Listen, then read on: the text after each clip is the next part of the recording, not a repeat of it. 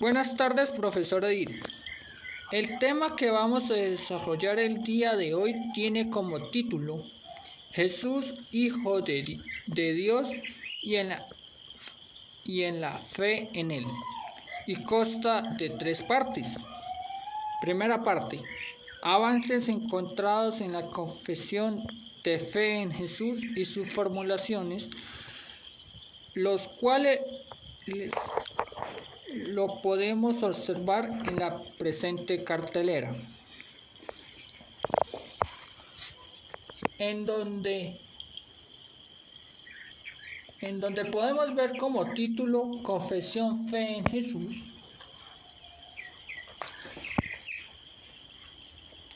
Primera formulación. Encontramos que Jesús hace parte de un ser trinitario, porque Dios mandó a su Hijo por intercesión del Espíritu Santo y nos lo confirma lo expuesto por los padres conciliares en el Concilio de Nicea y en el de Constantinopla, los cuales tienen como base el misterio de Dios con su revelación y su presencia por medio del Espíritu de la Iglesia. Segunda formulación. Aquí podemos que Jesús nunca se hizo alarde del Hijo de Dios, el Cristo o Señor, sino que pedía que lo escucharan.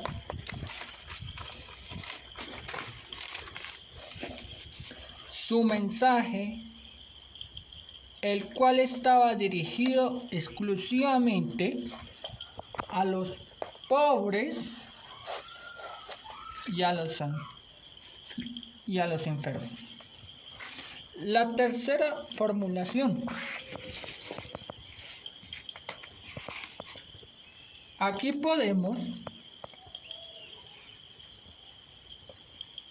del servicio. Jesús es Cristo y lo consideramos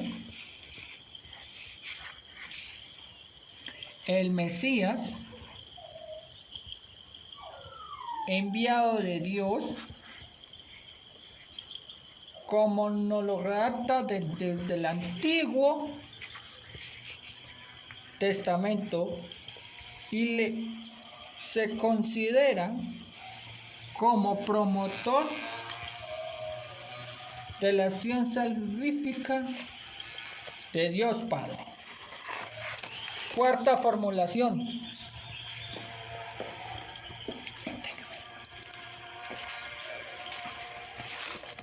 Cuarta formulación.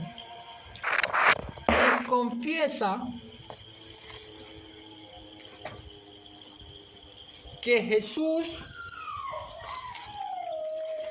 es el Señor y señores.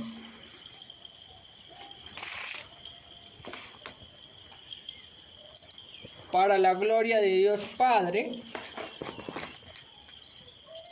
el cual ha triunfado de la muerte, lo que denominamos como su Pascua y resurrección.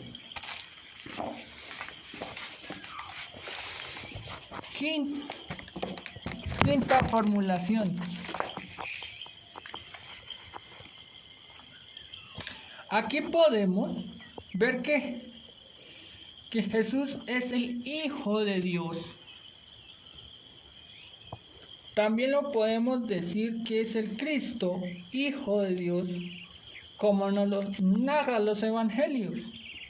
En el bautismo en el Señor en el río Jordán, en la transfiguración en el monte Tabor y en las tentaciones en el desierto, cuando Satanás lo pone a prueba. Si eres el Hijo de Dios, tírate de la desde la puerta más alta del templo de Jerusalén, y cuando lo propone, convertir las piedras en pan.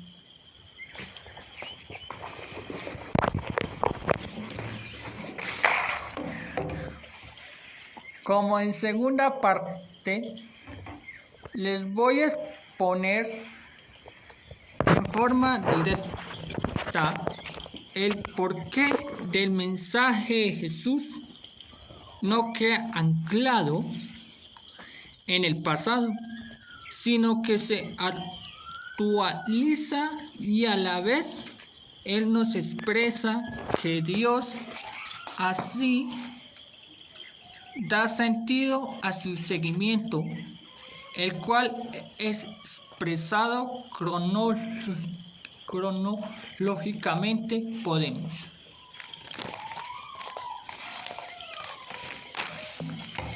decir que este acontecimiento se viene planteando desde la época de las reuniones programadas por los padres conciliares de la Iglesia en los distintos concilios, así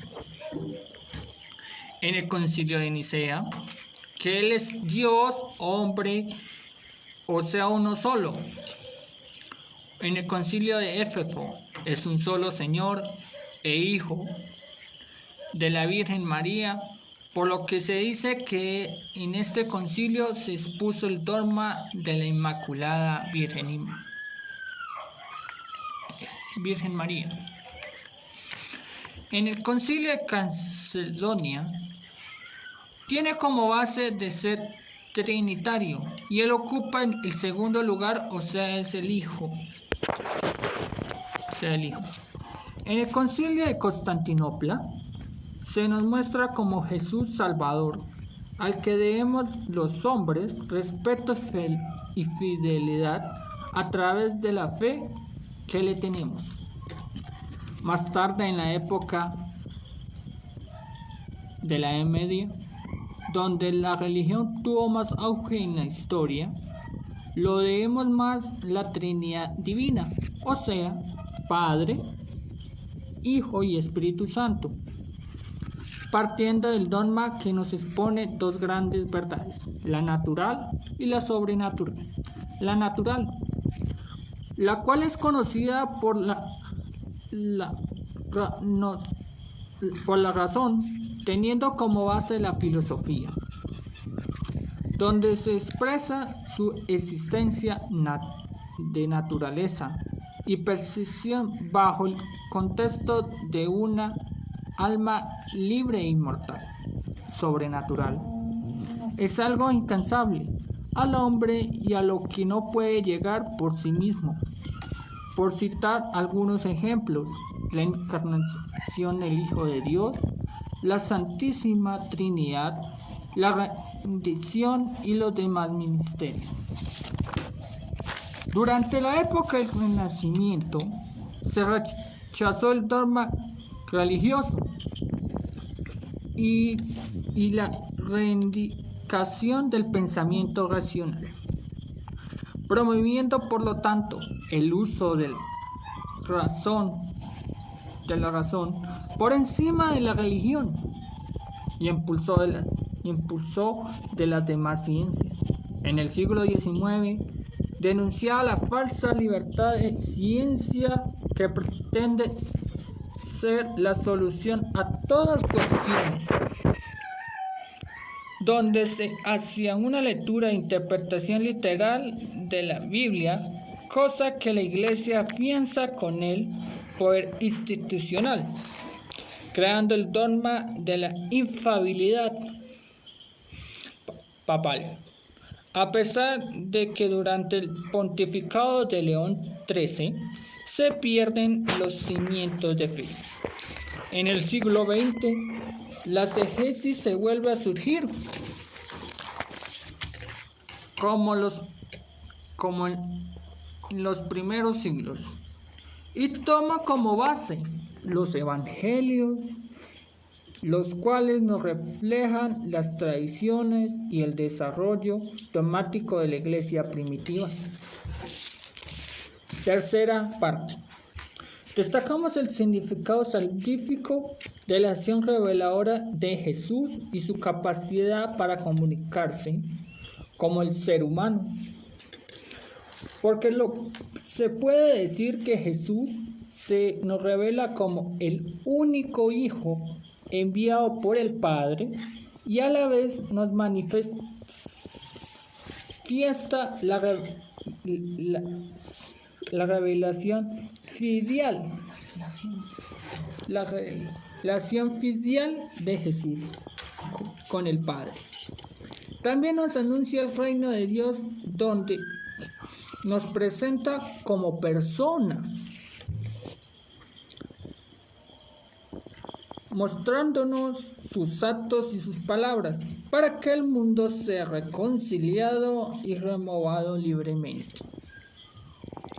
Y lo sea, Jesús a la vez acepta la voluntad del Padre, como es Él dar su vida hasta el punto de morir de la cruz, para así dar la salvación del pecado a los hombres y a la misma manera convocarlos a preparar y fundar la iglesia bajo los conocimientos de su Pascua y Pentecostés. Muchas gracias.